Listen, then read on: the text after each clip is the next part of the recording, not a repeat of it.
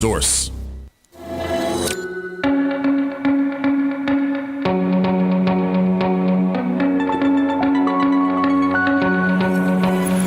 right, 21 minutes after 9 o'clock. Thank you for tuning in. You know me, I don't know much about sports, but you know what I do know about sports? I know this end of it, the radio end, you know? And from the radio guy's perspective, the guy working the board back at the radio station, which was me a very long time ago. I still do it now and then, though. Once in a while, I still do it. Especially for the high school games. But it was always interesting how sometimes the end of the games would take forever. It was just like we got 3 minutes to go, and an hour later, it's still 2 minutes to go. Yeah. Nick Elam is on the phone. He's a sports researcher, a diehard basketball fan. We're going to talk about the NCAA, by the way. He's an assistant professor of educational leadership at Ball State University in Indiana. He's the founder and coordinator of M Sports Fans, an official special interest group within Mensa, and he's a grounds crew member for the Cincinnati Reds. Oh, that's got to be just a fun job, right? That's pretty cool. That's just one of those jobs you take just because I want to be out there on the field, right? Yeah. The Elam ending is his website. I have a picture from his website on the podcast right now. Let's say hello to Nick.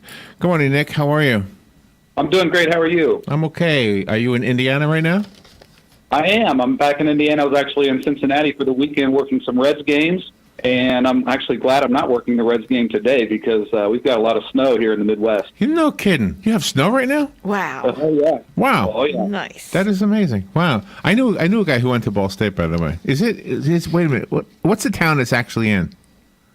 It's actually in Muncie, Indiana. Muncie, that's the town. Yeah, that's the town he came from. So, yeah. So he's a farmer, I think. I can't remember what he does now. I met him out in California like 40 years ago. So who knows what he's doing this now. is my first year at Ball State, and they've been very good to me. They've been patient with all of my dumb questions, so they've been supportive of me here my rookie year. So I'm a little confused as to whether you want to talk about the game last night or your theories for the ending of basketball, not the ending of the sport, but I mean the excessive fouls and that kind of thing. Sure. So the game last night, you mean the women's championship game? Yeah. I would love to talk about that because I think it actually supports my argument a little bit. But I think first we need to kind of lay the groundwork for what it is, for what the concept is, if that's okay. Okay, so I did have some help this morning from our blood center, the guy from Life South Blood Center. He's a sports guy. And he told me to ask you about the girl who had the winning shot. And she's got a hard-to-pronounce name. So can you tell me about her and how to pronounce her name? Well, so what happened at the end of the Notre Dame game, it was late in the game, and it was a tie game. So it was tied at 58-58, and Notre Dame hit a shot to go ahead 61-58. And everybody at the time thought that it was the winning shot, that it had won the game. But it turned out, and so, when you get a moment like that, because those buzzer beaters like that are far too rare under the current format, you really should just have an uninhibited celebration. But what you got instead was the officials running out on the court, just doing their job, blowing their whistles, waving their arms, and telling everybody you got to stop celebrating because we got to go back to the monitor to review and make sure that it was released on time and no time should remain. So even in those rare moments where you do get a buzzer beater like that, the clock still kind of gets in the way because they had to go back and review and see that they had add a tenth of a second back. Oh, then wow. you had the anticlimactic finish, where Mississippi State really didn't have a chance to win at the end. So it kind of, even then, when you should have this perfect moment, it still kind of spoils the moment a little bit. And you also think about, so in a situation like that where it's tied, if she made the shot, and she did, then you win the game. But if you miss, then everybody gets to settle in for overtime, and who knows if the game returns to that same level of excitement. Because more often than not, overtime periods don't go down to the buzzer. But, if we use the concept that I'm going to explain here in a little bit, where we don't have a clock at the end and you're just playing to a target score. When you hit that target score, you win the game right then and there. And if you miss the shot, well, you don't get to settle in for overtime or anything like that. You got to get right back on defense because the game's in the next possession. Oh my gosh, the board operators at every radio station will thank you for that. Real quick question before you get into the real meat of your subject today. Do you think last night's game, what you just described, will level the playing field as far as the fans support of women's basketball. It seems like they always get the short end of the stick. Maybe that move last night is going to change all of that. Well, I think it could close the gap, level the playing field. I think it's a long way to go before getting there, but closing the gap. Every time we see a great game like that, I think that certainly can serve to close the gap. Okay. All right. So, what needs to happen? I mean, is there a lot of political red tape, so to speak, regarding changing the way they do the game that in order to implement your ideas? So, again, to kind of explain what exactly my idea is that because we do see the quality of play deteriorate and become very warped late in games, where if you're leading, you go into a very passive style. You try to run out the clock and stall. If you're behind, now you have to foul to try to stop the clock, and you're essentially handing away free points while you do that. And then when you're on offense, you have to force up these desperate, ugly shots. And so that whole combination of things makes the outcome of games very predictable, very hard to overcome a slim deficit. So my concept is that you would play most of the game with a clock, but you play the last part of the game without a clock. And so you ask, is there red tape to implement this at the highest levels? I think, if it were put to a vote, it would get my vote right now. But I think what has to happen is for it to continue to be implemented at other levels, similar to the way that it was implemented in 2017 for the basketball tournament, or TBT, which is a summer event broadcast on ESPN. They actually implemented this format. They actually gave it the name, the Elam ending, and it looked great. Oh, really? Where they used it.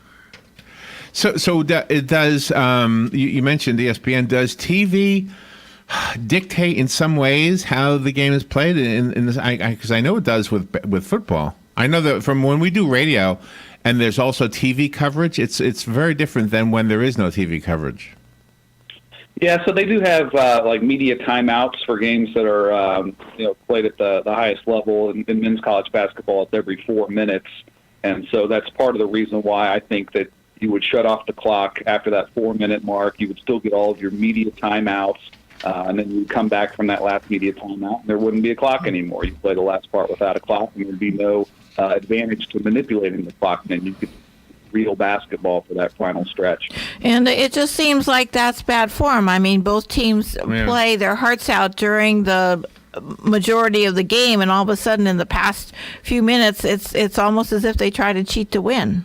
Well, yeah, and it's so interesting because I'm a big basketball fan, and I think it's a shame that we see the worst basketball when the game matters most. And yeah, on a really fundamental level, like you said, I mean, it is teams violating the spirit of the rules to try to win the game. But they're just doing what they can to give themselves the best chance to win. You can't really fault them for that. But I think if you were to implement a concept where there's no clock to manipulate, now it's just us against you, and we're going to play real basketball for this final stretch. I think there would be a lot of cool effects from that. That seems that seems very reasonable. I can't imagine somebody having a hard time with that. Is there a rule against intentional fouls, or is that just so hard to prove that it was intentional? See, it's very, very, very interesting because technically there is a rule against that you're not supposed to be committing a foul on purpose, and if you do, then and if it's called by the book, then the team that gets fouled, not only do they get to shoot free throws, but they actually get to retain possession also. The problem, though, is if the officials were to really enforce this by the book, well, now you're taking the trailing team's only option, which is to foul, which isn't such a good option anyway, and now you're making it even less appealing for them, and you're still not giving them a better alternative. So you might actually just end up with more fouling and even fewer comebacks than what you see now. So I don't. So they don't really enforce it by the book now. But if you did enforce it by the book, it might actually make the problem worse. So I think it kind of needs an overhaul for that last part of the game. I would love to hear the conversation between yourself and Galen. The gentleman I referred to earlier. I'd like to just work the board and say, guys, you're on the air, and then just I'd be a listener to that one. Well, let's see. Do we go to your website? Do you want to give a website that we can go to? Is it the one I found?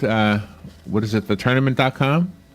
So you can find some information at thetournament.com, and then also the group of Mensa members is the small group. So you're going to notice that we have about a few dozen followers. It's kind of there's not.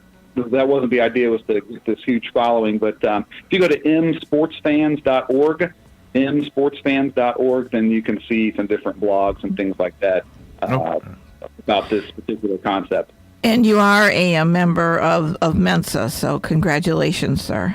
Oh, thank you. Yeah, with all of your credentials, I'm not surprised. Nick, I don't even know if I pronounced your last name correct. Is it Elam? Elam. Elam, okay. Nick, thank you so much for being on the air with us today, and my apologies for not knowing much about it, but hopefully we did pretty good. Thank you, Nick. This was fun. Thank you. All right, we'll be right back.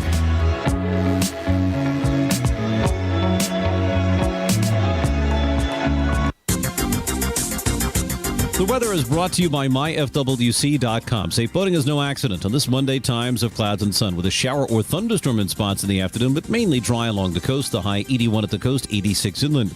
Monday night will be mainly clear. Low 62 inland, 69 at the coast. Tuesday, partly sunny and warm. High 81 at the coast, 87 inland.